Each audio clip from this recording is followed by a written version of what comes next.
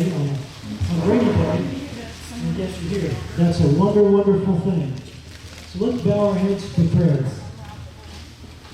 Lord, our Holy Father, we give you great thanks that today you were able to bring us here safely, that we're dry in this building while the rains fall. We understand that you provided everything that we have, and we give you great thanks for this. We thank the Bronstein Foundation for providing the lunch that we have today. And we thank all those who are presenting today. We want to thank Dallin Pitchers. And as we are here today, we think of those in the past who've given service both at home in providing materials for our military, and also for those in the military, those who we think about who've gone before us and those who currently serve. So we ask your thanks and blessing for this food that we have today. Amen.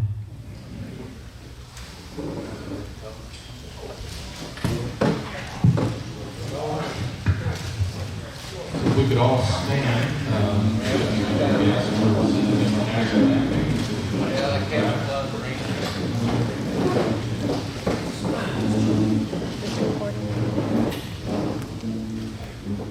Oh, say, can you see by the dawn's early light what so proudly we hailed at the twilight's last gleaming, whose broad stripes and bright stars through the perilous fight o'er the ramparts we watched were so gallantly streaming, and the rocket's red blade of bursting gave proof through the night that our flag was still there. Oh, say does that star-spangled banner yet wave o'er the land of the free and the home of the brave?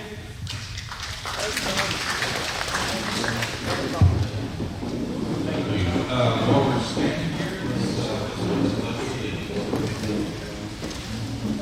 pledge allegiance to the flag of the United States of America and to the republic for which it stands, one nation, under God, indivisible, with liberty and justice for all.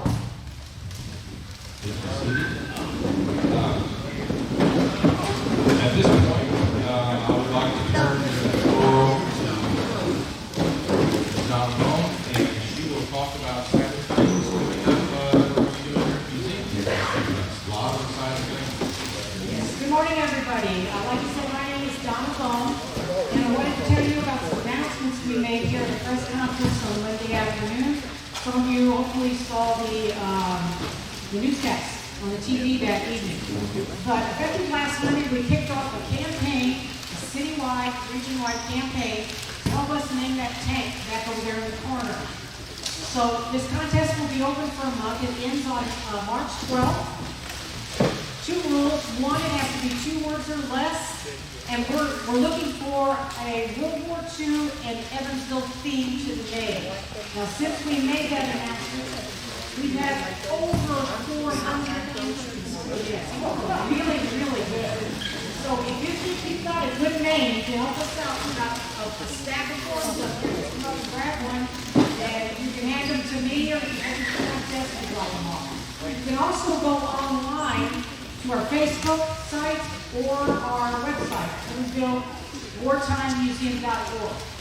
Now, the winner gets a free ride in the Sherman tank, and they get a 1-year membership to the museum and a tank t-shirt. Now, we're going to start monthly rides in the tank on April 1st. So the first Saturday of every month, we will have rides. We're going to have trained drivers, and then there will be 4 seats that are open to passengers. It's $100 a seat. So the person who wins the contest gets a $100 free ride. So help us out. Give us some good names. We had some funny ones. One of them that came in a couple of days ago was Taylor Swift. Somebody, did everybody get that? Yeah. Yeah, like Taylor Swift. But anyway, so we got a lot of funny ones. We also did get any questions from the 10 campaign? All right. We also announced some of the events that we have coming up this spring. The first one, of course, is the tent thing. But on April 13th through the 16th, we've got a 1928 Ford Trimotor coming to the museum. It's being sponsored by the local EAA group, the Experimental Aircraft Association. And it's going to be behind the museum. They're offering rides, and you can purchase the rides through their websites. The tours are free, and you don't have to purchase a ticket to the museum. We're going to let folks go around the side to get directly to and for Trimotor, but of course we'll go to the museum. So that's that weekend. Then on Memorial Weekend, we're going to celebrate our 6th anniversary, which will be 2017, and that's Saturday every year. We have local pilots who come in and donate their planes, their time, and their gas to offer rides to folks here in the community. We ask for donations of $75 or $100. It depends on the plane. Some of these planes are actually World War II planes. One of them is a Republic amphibious seeding plane. And the pilot of that one will take off from behind the museum, and he flies them around Evansville. He sometimes lands in Ohio, and then takes off again and brings them back to the museum. So that's a fun ride. So we usually have about 6 or 7 of those planes here available all day for rides. We will have information on our Facebook and websites as they get closer to these events so that you can check out how to sign up for them if you want to get rides. Now on June 9th to the 11th, we have the C-47 coming back to Evansville. That's all brother. So that's our first warbird plane for the year coming back. So look for more announcements on that. We hope to bring another one in sometime in July. On June 24th, we're going to participate at the Shrine Fest and bring a lot of the vehicles that you see in here. We're taking it down to the Dress Plaza area, and we'll have a display table. We're also going to have our yellow biplane is going to be part of the reenactment that Saturday. So we're hoping that that's a fun weekend. In August, we're going to be participating in the Frog Follies. So we're going to allow the folks at the Frog Follies at the 4-H Fairgrounds to sign up and pay to come to the museum with their fancy cars and have their photos taken next to Hoosier Spirit 2, the G47 Thunderbolt. So that's going to be out in the back area, and so they just pull their cars up. But that's open to anybody who would like to do that. And then in October, the 29th, we'll have our annual Halloween bash for families with kids. The kids come in here with their costumes. We have crafts. We have a scavenger hunt with skeletons dressed up in 40s attire. That's always a fun day. And then new this year, in December, we're going to have an event called Planes, Trains, and Santa Claus. And Santa and Mrs. Claus are going to come in by plane, and they come into the back and talk to the kids. We'll have model trains from local enthusiasts set up around here. So that's going to be another fun event. Now, also wanted to let you know that you probably all have one of these that gives you information about the upcoming Lunch and Learn programs. On May 4th, I will be talking about the factories that help build the city of Evansville. Just wanted to let you know that those factories are actually going to be Chrysler, Fendrick, Hercules, Hoosier Cardinal, and Cervell. So a lot of good information there. And then in June, first one in June, which is June 1st, I'm going to talk about the ferry pilots, the Women's Army Service Pilot Program.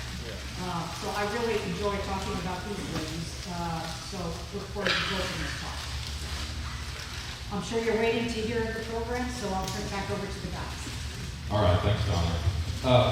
One thing I just wanted to highlight to everybody, one of our main missions here at the museum is to teach younger people what happened during the Evansville's role in the war and to honor younger people a sense of the people that came before them and what they sacrificed so that they can have the freedoms they have today. So in line with that, we had a program last year where we brought in students from Good Shepherd School. They were third graders, and we put a program together for them. And over here against the wall, we have some of the results from that, where we put together a program and they did some pictures, and hopefully they came away learning some things about the museum in that period. And going forward this year, we have a very extensive partnership with EBSC, where their summer program, we're bringing in a lot of students, and then we're also expanding with some of the local high schools to get people out here. So we're very excited about that. And if you do have any grandkids and relatives, hopefully they'll be participating in our programs. One of the things we did when the students from Good Shepherd came out, we gave them a coupon, so hopefully they can bring their parents back and they get free admission back here, and then they can experience the museum with their family and be able to share with them what they learned. Okay, on to the program. We're very fortunate here at the museum to have Don Pitchers. And a little background with Don is he is a retired Air Force Chief Master Sergeant, which is the highest NCO rank that you can achieve, short of the Chief NCO of the entire Air Force. So it's one step below that. Don served 23 years in explosive ordnance disposal, and then since he retired, he's been almost 20 years of being a avid World War II collector, restorer, command car back there. Him and Stephanie's baby that they've allowed the museum to share with the museum. Don served in Arizona, Nevada, Illinois, Germany, Italy, Korea, Thailand, Russia, Iraq, and Afghanistan over his career. So, very experienced guy, very knowledgeable, signal corps. So if you would, just give a round of applause for Don, and I will turn it over to Mark.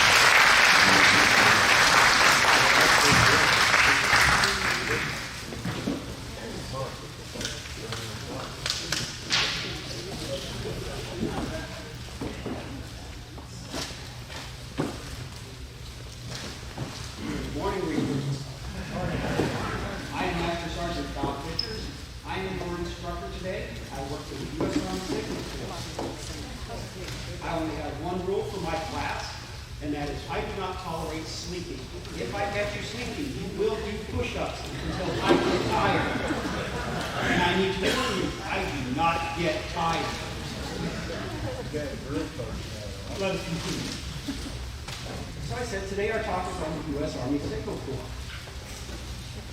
We'll start with a little bit of history on the Signal Corps. I'm sorry, that's right there. So today we're going to talk about the U.S. Army Signal Corps. We'll start with some history of the Signal Corps.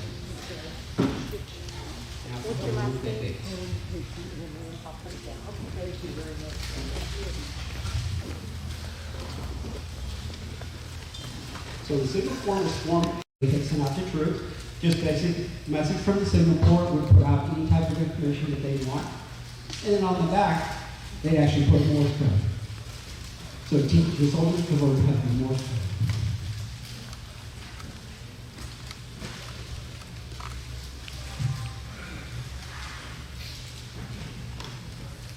Like I said, with the switchboard here, if you want to do telegraph, you would have to tie one of these in. This was your small telegraph machine, just wired into the switchboard, and now you can send telegraph down to the phones and they can send telegraph back to you through Morse code.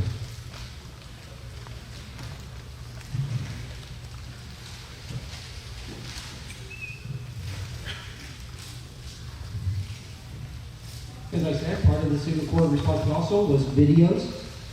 What I have here on the side here, you see on the tripod, this is a 16mm movie camera. Below it, after the presentation, if you want to look, I also have the field development kit for developing the film right in the field. These cameras would be carried by troops that could either record what's happening in the field, they record battles, It can be taken on board the bombers to record the bombing runs, record things that were going on the sky. They were also used for making films that would be sent back to people back home and watching movie theaters in little Singapore newsreels. So I was fortunate enough to actually rescue this. It is the complete set with the camera, the case, all the various lenses, and it does still work.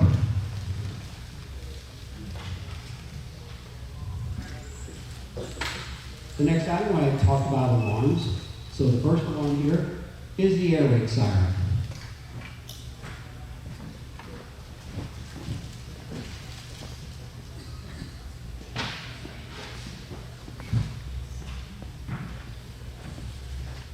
Pretty small, isn't it? Makes a lot of noise. Now, I can actually run it here. I'm not going to run it up to full.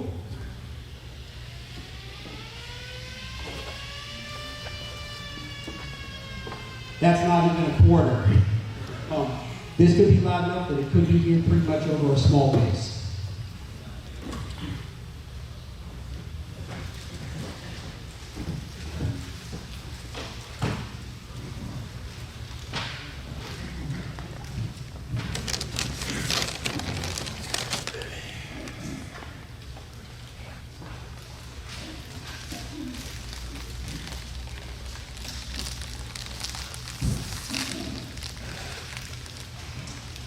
Another type of alarm, this was known as a Faraday alarm.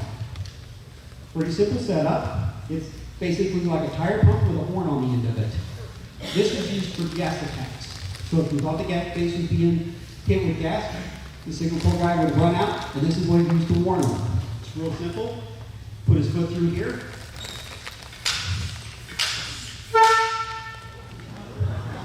Pretty loud. Get your attention real fast.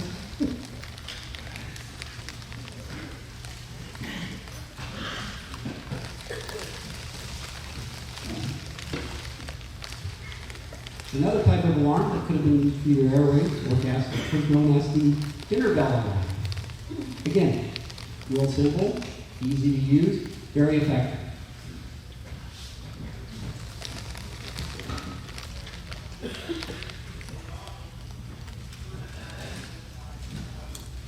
And this is the dinner bell alarm.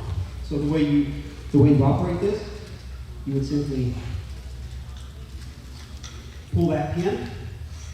Your hammer drops out, a little bit like this. Come and get it.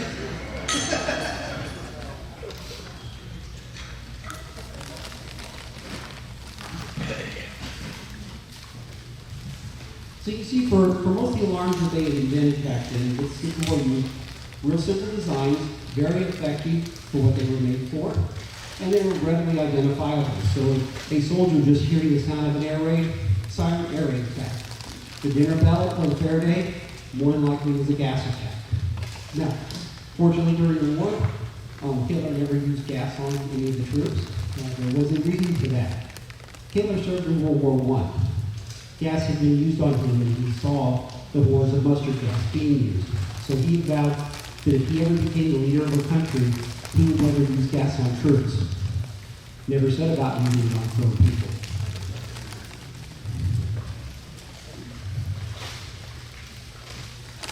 The next radio we have here, this is a DC-611. It was the walkie-talkies like you see in all the World War II movies. These had about an effective range of 1 mile. Now, if you look at the design of one of these, you'll see how it kind of looks like our cell phones, the early cell phones back in the 80s. And there's a reason for that. The company that made these was bought by Motorola. The design of the radios were used to make the first cell phones. Most every squad would have been issued at least one of these radios by the signal corps. They were used to talk to other people in the field. They could also talk back to other radios that had more power. And that would have been the BC-611, which was the BC-1000, which was the backpack radio. So one troop would carry this. This radio had an effective range of about 3 miles. Again, you can see between the walkie-talkie and then stepping up to this, not a whole lot of range. good for talking among other troops, but how do you get that radio signal? So I'm at the front line with a hall walkie-talkie. I'm back talking to this guy on the backpack. How do I get that further back to the generals, the commanding officers that want to know what's happening on the front lines?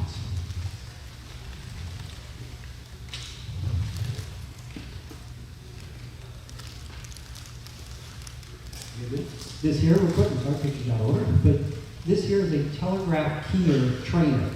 So the way this works, and I have one on the very end of the stage down there that you can look at after the presentation, it basically had a reel on top, a reel on the bottom, with a tape wound to it.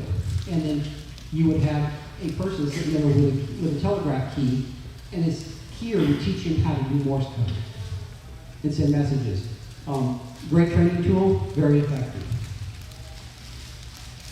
So like we said again, so you've got troops up on the front line, they need to get messages back to the echelon. How do you do that? Well, first off, they're going to be one of these. This is a 1942 Dodge half-ton radio reconnaissance vehicle. There were 150 of these built for the U.S. Army by Dodge at the start of the war. At the end of February of 42, the Army had went to Dodge with an actual contract for a 3/4 ton vehicle, so they stopped buying the half-ton.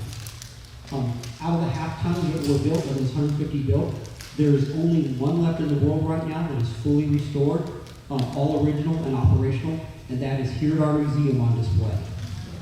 It is actually owned by my wife and I. So in the back of that car, you have the BC-654, also known as the SCR-284. It is a Crosley radio. The radios were made in Cincinnati. The case that the radio sits in was made here in Evansville by the Booth Manufacturing Company. This radio has an effective range of about 30 miles. It is a multi-band shortwave radio, very effective. The crew that drove the car would be a crew of 4, so you have a driver, an assistant driver, your radio operator, an assistant radio operator, and a map reader. So you could literally have somebody on the front line with a handy-talkie relaying a message back to someone with a backpack, again relaying a message back to someone with the car here, who in turn would relay that back to the rear echelon. So it became a very effective setup. With that car, that was also a frontline fighting vehicle, so it could be right up there at the heat of the battle with the troops, and radio these back and forth. I will take and show a few more of the items that I have up here on display that I think you'd be interested in.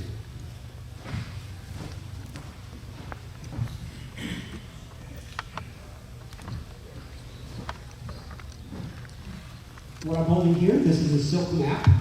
It would have been issued to pilots primarily. Reason it was made out of silk, you could wad it up to it in your pocket. And you never have to worry about holding it, never worry. The Signal Corps was responsible for maintaining these and issuing them to all the pilots.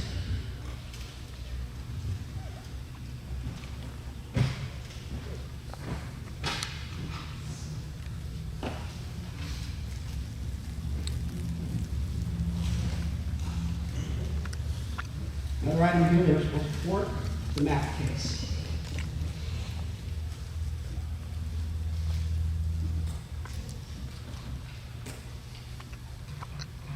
So in the map case here, you would have all your pins, all your items here. And then there's your map. So that's your case.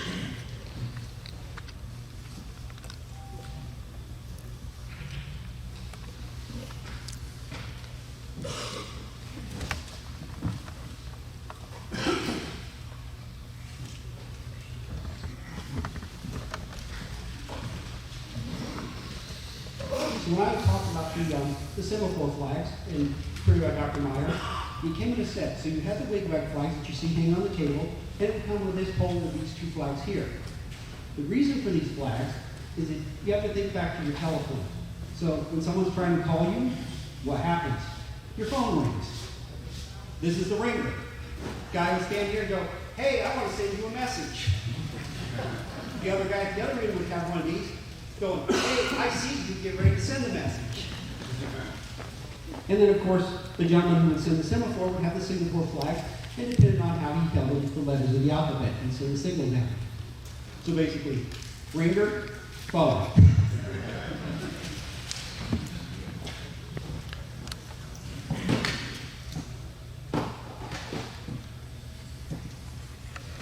Every Signal Corps company had their pennant.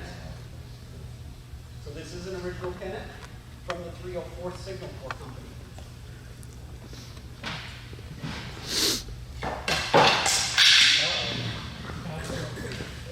That's because these are made by the illustrator.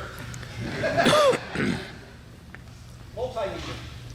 Wouldn't think about it, but the Signal Corps was responsible for maintaining different test equipment. So multimedia being one of them.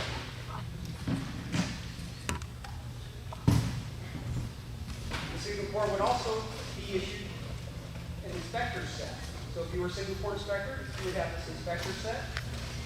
And inside of it, you have all your tools that you need to do inspections. Feel free to come up and look at any of these after the presentation.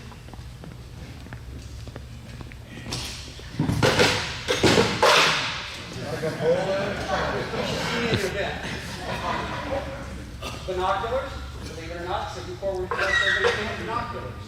The case, the compass, all that comes with it.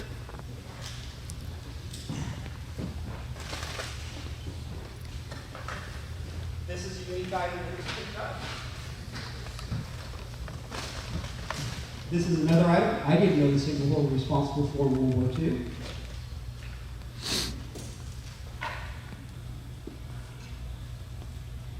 It's a wind vane.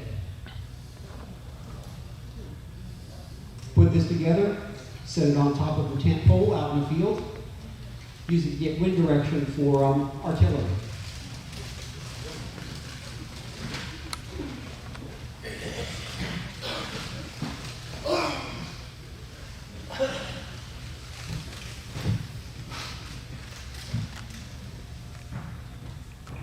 So let's say we didn't have a radio, didn't have a phone, needed to get information out to somebody in the field. How are you going to do that? Well, there's two ways you can do it. First, you would have this item here.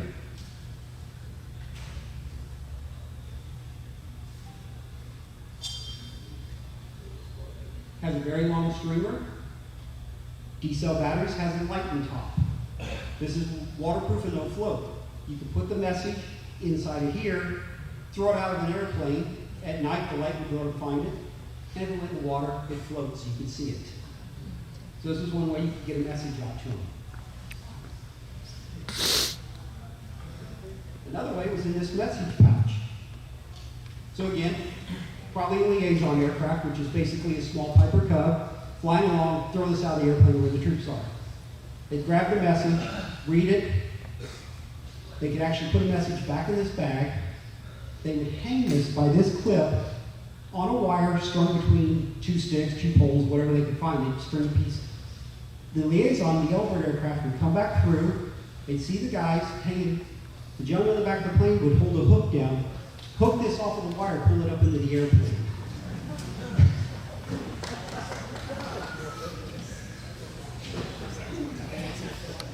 I always find this one was actually stamped on, and if it was ever lost, mail or delivered to the nearest Air Corps troops.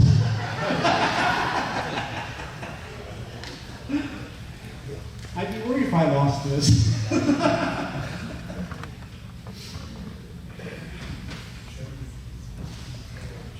Some other items, I know some of you can't see it, but feel free to come up. Regularly maintained, the wind-up record player. Responsible for getting out things to the troops that they can enjoy entertainment. And this is one of them. Why not play a record? This one does still work.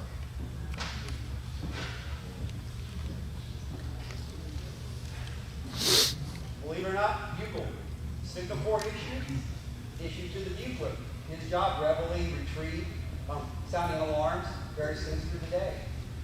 But it was their job to maintain this piece of equipment.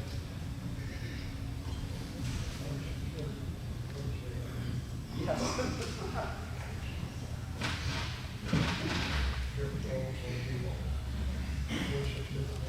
So like this, overall, I mean, when you look at just some of the items here, this is just a small fraction of the World War II items that I have in my collection. But you can see that the Signal Corps really became a very important part. Their job, their motto, was the voice of the Army.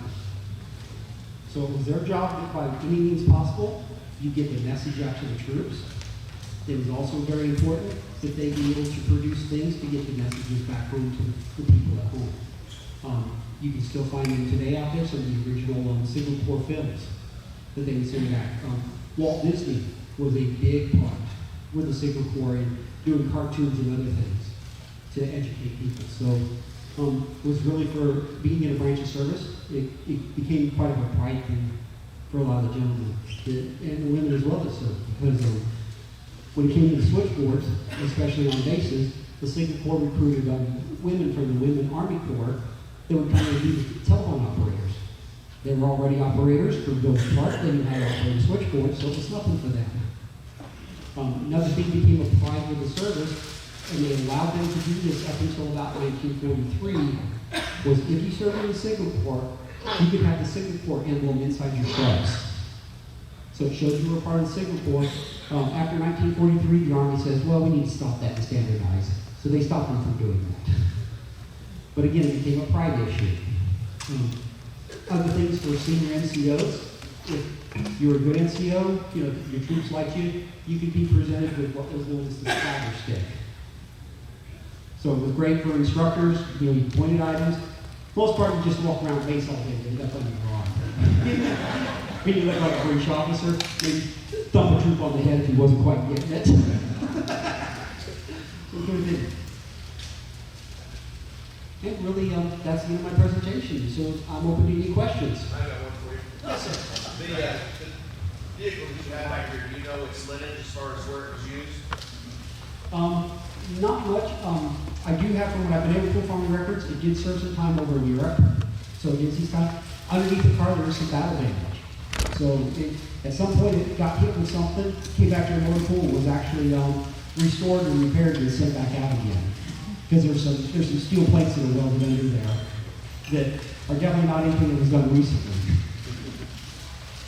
Okay, they'll come with a microphone. Yeah, they come with a microphone. Yeah, state right here. State your name also. And Tom Barron. Well, let him get the microphone to you first. Tom Barron. How many, the Signal Corps, how many were assigned to each company or division? Were they out there, a lot of them, or just? Generally, you would assign one troop with each squad who would be trained in radios, at least in the operation of the handy-talkies or backpack radios. So you have one per squad. Overall, for an entire division, you may only have about 15 people.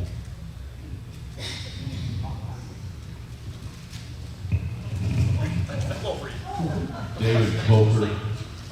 That last radio, that shortwave, which you said had a range of about 6 miles, was that the unit that they used to coordinate ground and air attacks late in the war? I've read where there was that, where they were able to talk to P-47s and other aircraft that were flying over, providing close air support for infantry and armored troops. Is that what they use to coordinate those attacks? It is, yes. You're talking the one that's in the radio car. Yes. Yes, they can talk to aircraft with that. What was unique about this particular radio, the radio car, was that they could take it off the stand. It has 4 legs that they could snap in, take the antenna off, set it up in a field, and with a hand crank generator, generate power to talk on the radio. And then if they had to get out there real quick, within 5 minutes, they could have it all snap back in the car and they're off and running. My question is about whistles. Police officers use them a lot. They're easily heard. I'm not over it on distances, but did they issue whistles or were whistles used? They did. It was more in training. They really didn't use them out in actual combat in the field because of how loud they were and readily identifiable. You had the British use whistles in combat. For the U.S. Army, what was issued then, especially the D-Day invasion, was the little crickets, the little clickers, and those were issued by the Signal Corps. It was more natural, sounds more, out in the field, it could be distinguished in, is it a cricket, is it somebody using one of these? But yes, the whistles became more training. MPs, it was issued to MPs by the Signal Corps for use in the city.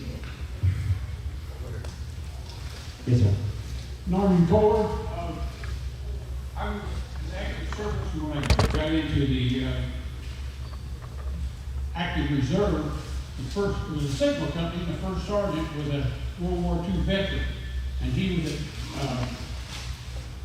built the Battle of the Bulge, and after it went so cold and zero, they couldn't get the wire and roll, it let it curly, it break, and they had a terrible time trying to string wire at that time. And it's still true today. Yeah, you're right, the wire's just standard copper wire. It gets below freezing, the wire snaps. One thing I want to note real quick was, you saw the phone I held up, that was in a canvas case. There was also a phone that was issued in a leather case. And the difference between the two of those, the leather cases were used in Europe, the canvas case phones were used in the Pacific theater of operation because of the humidity, the salt water. It would just, the leather would rot. I'm Don Mattingly. I served in the 97th Signal Battalion in Germany in the late 50s, early 60s. And just as a point of reference, I believe my 97th Signal Battalion became the constabulary force in Germany when the country was divided up. I'm told that the Signal Corps Museum is not on Fort Portland anymore. They moved it off post as most of the museums have moved off post. And probably the reason for that is so that people don't have to go through security to see the museums. But the museum currently is not open. There's an organization down there that is gathering information. And if anyone is interested in that, I can share with you some information on how to contact them. Thank you. Thank you, sir.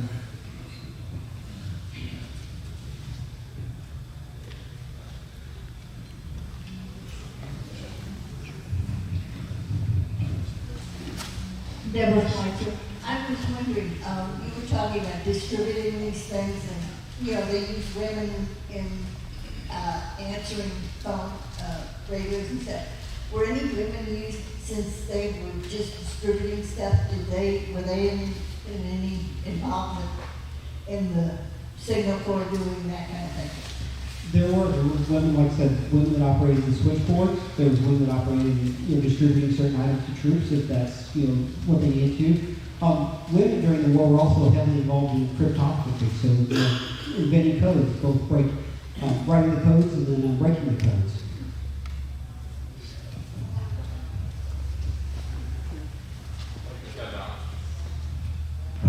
One question, little troops in combat in terms of this communication equipment, was it through the Signal Corps that they would have a repair section and they would cycle these radios and different things back when they would break or get damaged? Was that a normal type thing they had to deal with? It is. If it's something that could be repaired, they bring it back. Once they got back, they turn it over to Signal Corps for repair. Either they do a field repair or send it back to another area. And most of these guys during the war, they carried some spare parts with them, so they carried basic things that they could do field repairs if need be. Some of the common things, like the walkie-talkies, the antenna would always break. So you might carry a spare antenna that just unscrews, screws a new one in. Batteries, you carry spare batteries, those type of things. Kevin Williams, do you have in your collection any Meister radios? I do not, no. They were made in the tri-state. I wonder if you had any. No, haven't been able to find any in quite a while.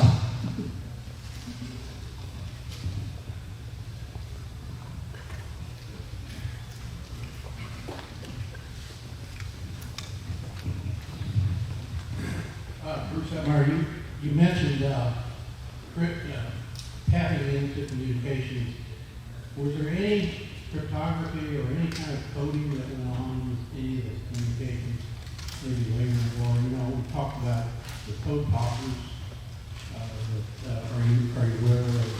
I'm aware of code poppers, and cryptography, basically using code was used throughout the war. From the start, it's in my box down here. If you want to see later, there's actually a pamphlet that was issued by the Signal Corps, and on the back it has some basic codes and what they mean as far as numbering and letters. Hey John, how much of this equipment, this is all, I guess, antiques, was any of this stuff used today still with either training or active units? And thank you for bringing that up. Yes, actually, the 6-phone field switchboard is still maintained in the inventory today. The reason is that is because in case of a nuclear war, the electromagnetic pulse that the enemy would use to knock out all of our electronics would not affect this telephone system. So it's always kept as a backup.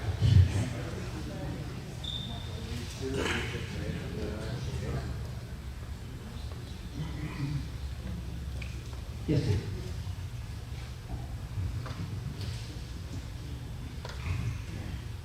How does a person like you gather a collection like this? Is there a community?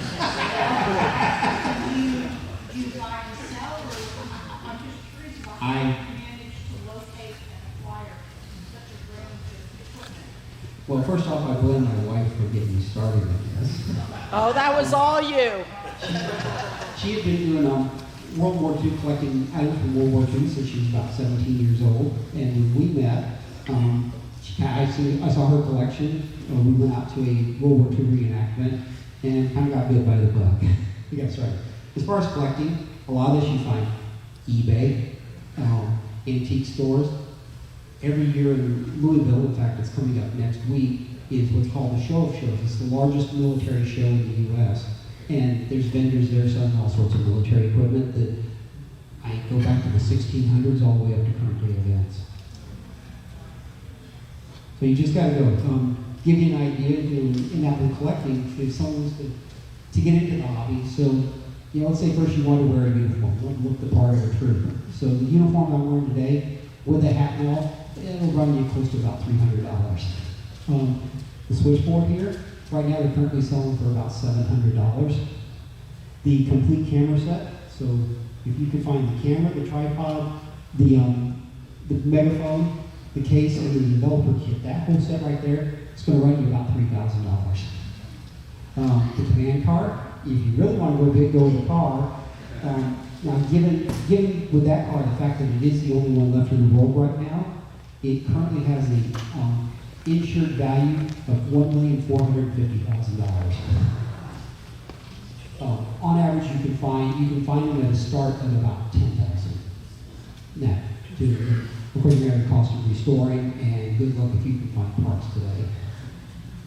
But yeah, it's one of these that finally stuff that is still out there, not as prolific as it used to be, but you do come across it. And then I've had some things, the silk flag, I was at a car show and had somebody that came up to me and goes, my dad served during the war, he had this in his, this is something he brought back from the war. We have no use for it, would you like to have it? And I says, I'll pay you for it. He goes, no, just take it, just have it. So sometimes that type of stuff just comes out of it. People bring it to me. It was the same with the telegraph key. They just go, here, just let you have it. My goal is, I like to bring this out. It's not just educating adults, but I do like to take it to schools and I educate children. I teach them, we hook up the phone and we have them make calls, phone calls back and forth. I talk to them about, like I said, when I hold up the walkie-talkie, I do have one in the car, the command car over here. And if I hold that up and you tell them this was your first cell phone, the record player, I show them the record player and go, think about it, your CDs. That was the CD of their time. It resonates with the children. And the idea is to get them to understand that what they use today had to start somewhere. Tell them, the story about microwave, how it was invented, the chocolate bar melting in the pocket. A lot of kids didn't get that. I'll tell them stories, kind of bad things I did in the military, but with microwave transmitters that we use, one of our fun things was to throw birdseed up in it, wait for the birds to land on it, and then when the birds land, turn it off. If it's pigeons, that's squawk for the night. So really, we encourage as far as the museum here, if you do have relatives, if you know somebody that has these type of items and, they don't know what to do with them anymore, by all means, come to us and, bring them to us as a donation. Let us look at them. I personally, as a historian, I would hate to see any of this end up in the trash bin. I'd hate to see any of the metal stuff ending up in a recycling yard because it's history. Some soldier used this. Some of these items were used in combat. You know, for all we know, somebody may have died carrying one of these things. And I feel personally for me, it's paying the respect and honor, the respect and honor to soldiers, sailors, airmen that, you know, served before I served. That, you know, they kept a legacy going, and, you know, by virtue of what they've done, gave me the things that I've used during my military career. If there's no other questions, we thank you for attending today, and feel free to come up and take a look and ask some further questions. Thank you, Steve.